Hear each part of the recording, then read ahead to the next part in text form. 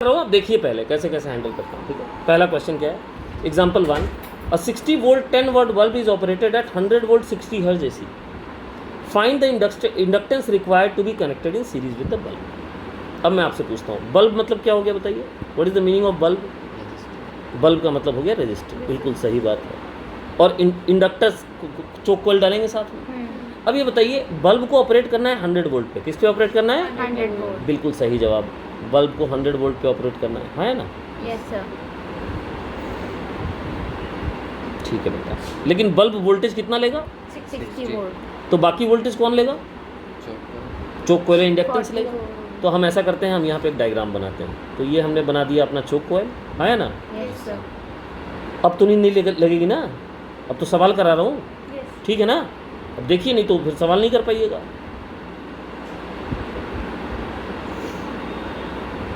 मैंने कहा ना, 2 घंटे अगर पूरी एफिशिएंसी के साथ क्लास चल जाए तो भाई साहब दिमाग में आग लग जाती है। मेरा प्रोग्रेस इतना फास्ट है इसलिए बता रहा हूँ। ऊपर से नोट्स नहीं लिखते, नोट्स लिखते तो तब भी थोड़ा चैन रहता, लेकिन नींद और ज़्यादा लगती तब। यार मेरे को नीचे बैठने पे यार मेरे को मज़ा नहीं आ रहा है ऐसा। हटाओ इसको, आगे करो। अब सही है, ठीक है। देखो दिख रहा है, कोई तकलीफ तो नहीं है ना? आ जाओ आ जाओ, सामने आ जाओ, कोई बात नहीं। ठीक, तो एक्सेल हो गया, और ये क्या हो गया बताओ? आर हो गया। अब मैं आपसे पूछता हूँ, मेरे को बताइए, ध्यान से बताइएगा और गलती पक्का करिएगा आप लोग, गारंटी है। अगर ना करो तो जो बोलना वो। 100 वोल्ट दे रहे हैं, बल्ब कितना ले रहा है? 60 वोल्ट। बताओ इंडक्टर कितना लेगा? 40। 60 लेगा। बोलो 40 सर 60 लेगा। दे, तो मतलब एब्सर्ड आंसर है। 40 लेगा ना? सर 40 तो नहीं लेगा, इतना तो मुझे पता है। क्या यार, इतना सिखाया, उसके बाद पहले सवाल में देखो झंडा खड़ा हो गया।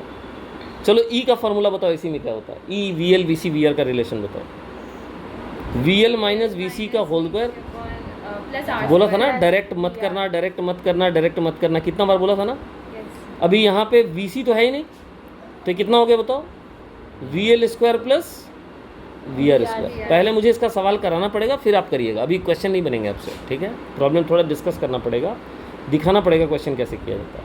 अब बताइए, इससे हम क्या लिख सकते हैं? ई स्क्वायर की वैल्यू हो गई VL स्क्वायर प्लस VR। बोलिए, हो गई? Yes sir. अच्छी बात। अब बताइए ई कितना है? अरे ई तो 100 है ना?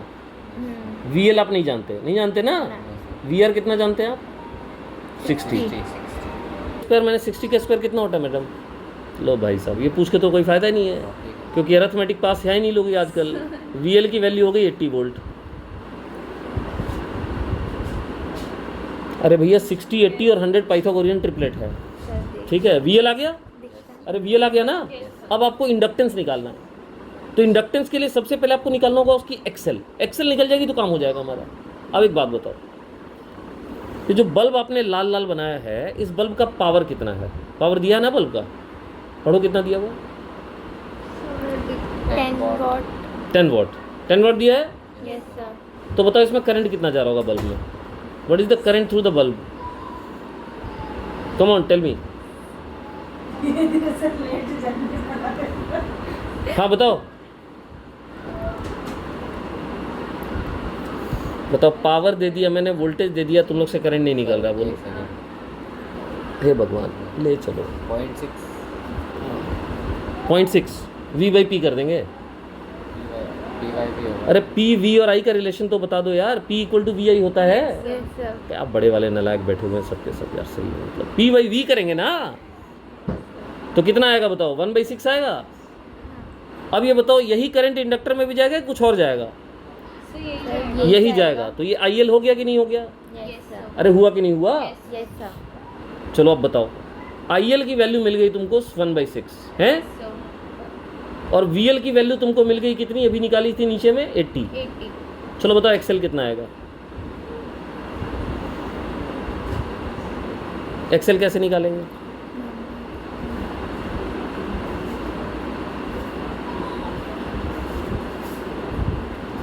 अरे एक्सेल मतलब रेजिस्टेंस हुआ एक तरह से ना, इंडक्टर का रिएक्टेंस होता है। क्या रिलेशन होता है तीनों के बीच में? V = तो उसी तरह से जैसे V = YR होता है, उसी तरह इंडक्टर में क्या रिएक्शन रिजल्टेंट होगा, मतलब रिलेशन होगा? अरे बेटा आई इंटू एक्सएल होगा ना, Yes, sir. तो बताओ एक्सएल कितना आएगा? So I V L by I upon I. कितना है? वी एल 80, आई कितना है? 1/6। कितना आ गया एक्सएल का वैल्यू? 480 ओम आ गया। Yes, sir. अब एक्सेल का फॉर्मूला होता क्या बताओ फ्रीक्वेंसी के टर्म्स में, क्योंकि तुमको एल तक जाना है। हाँ, एक्सेल की वैल्यू होती है 2πfl। क्या वैल्यू होती है? 2πfl. एक्सेल कितना निकाला तुम्हारा? 480 2π। अब क्वेश्चन पढ़ के बताओ फ्रीक्वेंसी दिया है कि नहीं दिया है? अगर दिया है तभी एल निकल पाएगा। दिया है सर 60 hertz. हे प्रभु कुछ तो सूझा तुम लोगों को। अब एल की वैल्यू यहाँ से आ गई 12 चौक 48 4/π हेनरी। ये है एल। बोलो समझ में आया? Yes, sir. चौक को एल पर प्रॉब्लम समझ में आया? इसमें सारे क्वेश्चन जो एग्जांपल दिए हुए ना, एक से एक क्वेश्चन दिए हुए हैं, सब बहुत बढ़िया बढ़िया क्वालिटी के क्वेश्चन है। जैसे ये क्वेश्चन देखो, अभी 1-2 करा रहा हूँ खाली, ठीक है, ज़्यादा नहीं करा रहा हूँ। ये पढ़िए। हाँ पढ़िए, इसको अच्छे से पढ़िए, क्वेश्चन को पढ़िए। पढ़ लिया क्वेश्चन? पढ़ के बताओ क्या क्या दिया हुआ है। ये 3 वोल्ट मीटर लगे हुए हैं कैपेसिटर में, इंडक्टर में, रेजिस्टर में। Yes, sir. ये किसका वोल्टेज रीड कर रहा है? कैपेसिटर का, यानी वीसी है। Yes, sir. अरे बेटा ये वीसी हुआ कि नहीं हुआ? Yes, sir. ये क्या है? VL. वीएल है। ये क्या है? वीआर है, लेकिन जो कि पता नहीं है हमें। अब बताओ ये किस तरह का सर्किट है? वीएल और वीसी बराबर है, तो क्या ये रेजोनेंट सर्किट नहीं हो गया? Yes, sir. अरे हो गया कि नहीं हो गया? तो बताओ वीआर की वैल्यू कितनी हुई? खुद सोचो, दिमाग लगाओ, क्या पढ़ के आए हो अभी? वीएल माइनस वीसी का स्क्वायर प्लस वीआर स्क्वायर होता है ईएमएफ। सही है? Yes, sir. वीएल वीसी दोनों कट गए, तो सर जो VR ईएमएफ अप्लाई करेंगे वो वीआर के ही बराबर होगा ना फिर। Yes, sir. तो वीआर कितना निकल गया? कितना अप्लाई कर रहे हैं हम? 100। 100. सही है? Yes, sir. अब तुमको निकालना क्या था? Quality factor. क्वालिटी फैक्टर का कोई एक फॉर्मूला बता दो जो तुम्हें पता हो। VC/VR। हाँ, वीसी या फिर वीएल, दोनों में से कोई लेके वीआर से डिवाइड कर दो। बताया था अभी? Yes, sir. बताओ इन दोनों की वैल्यू कितनी है? 400 400 4 आ जाएगा। और ये 100। Yes, sir. आंसर आ गया 4। बोलो समझ में आया? Yes, sir. और देखो, ये देखो, ये हो गया। ये देखो example,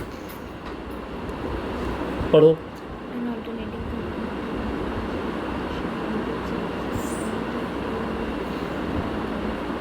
So ordinary moving coil galvanometer to 0. 0 exactly. And what is shown by AC ammeter? ये कौन सी वैल्यू देता है एसी एमीटर? So वो root 2 वाला formula. आरएमएस वैल्यू देता है। √2 वाला फॉर्मूला इस तरह से जाहिलों की तरह बात नहीं करते, उसका नाम है स्पेसिफिक आरएमएस वैल्यू। क्या वैल्यू देता है?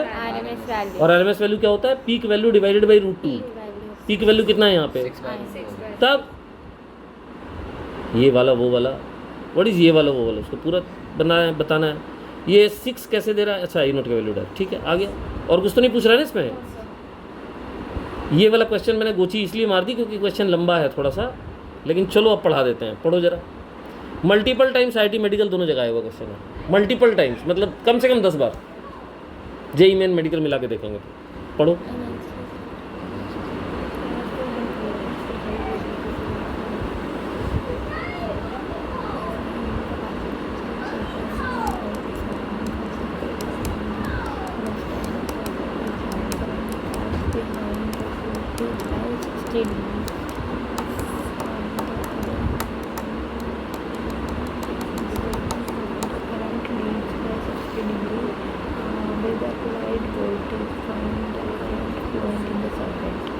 पढ़ लिया? Yes, sir.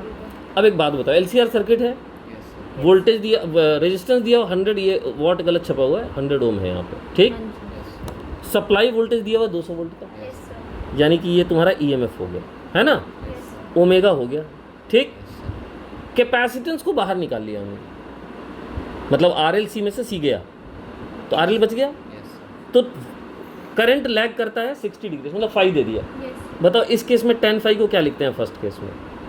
अगर कैपेसिटर निकाल लिया तो एक्सएल बाई आर बचा ना। Yes, sir. नॉर्मली जो तुम्हारा tan फाई का फॉर्मूला होता है वो होता है XL minus XC by R होता है, Yes, sir. याद है कि भूल गए? Yes, sir. अभी एक्सएल बाई आर होगा और ये कितना दिया हुआ है 60 डिग्री, तो tan 60 लिख सकते हैं क्या इसको?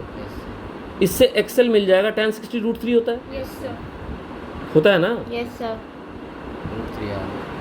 Root 3 R. आर पता होगा हमें, नहीं पता है? 100 ओम पता है, तो 100 रूट 3 आ गया। सेकंड केस में क्या कह रहा है बताओ, अच्छे से पढ़ो और उसका एक्सप्रेशन लिखो आप। अब तुमने इंडक्टर को छोड़ दिया, लेकिन अब तुमने कैपेसिटर को छोड़ दिया, अब इंडक्टर निकाल लिया तुमने, तो इस बार करंट लीड करेगा, लेकिन कह रहा करंट लीड भी 60 डिग्री से ही कर रहा है, तो अब की बार क्या लिखोगे बताओ? Tan equals to XC upon R. बिल्कुल सही बात है, है। और वो फिर से रूट 3 आ गया tan 60। Yes, sir. अब बताओ एक्सी की वैल्यू कितनी आ गई? Sir, 200. कैसे 200 आ गई? 100. 100 रूट 3 नहीं है ना, फिर Yes, sir. रूट 3 आ रही है, Yes. एक्सी का वैल्यू भी रूट 3 आ रहा है, हाँ है ना। Yes, sir. यानी ओरिजिनल सर्किट में एक्सएल और एक्सी दोनों बराबर, ओरिजिनल सर्किट में एक्सएल और एक्सी दोनों, बराबर. इसका मतलब ओरिजिनल सर्किट कैसा सर्किट हो गया? रेजोनेंट हो गया। बिल्कुल सही बात है, समझ में आ रही है बात? Yes, sir. सही है, Yes, sir. तो रेजोनेंट हो गया तो बताओ क्या होगा? एक्सएल एक्सी तो कट गया, अब निकालना क्या है? करंट निकालना है।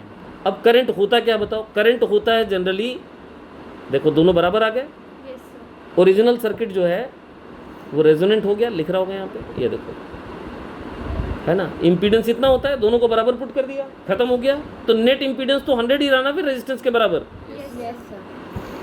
ये दोनों तो खत्म हो गए ना। Yes, sir. तो नेट करंट कितना होगा? करंट का फॉर्मूला क्या होता है? जितना आप ईएमएफ देते हैं वो जेड से डिवाइड करता है। ईएमएफ आप कितना दे रहा है? क्वेश्चन में लिख रहा होगा 200, और जेड आर के बराबर होगा 100, 2 एम्पेयर आ गया। बोलो समझ में आया? Yes, sir. एक काम करते हैं, इसको यहाँ रोकते हैं अभी, ठीक।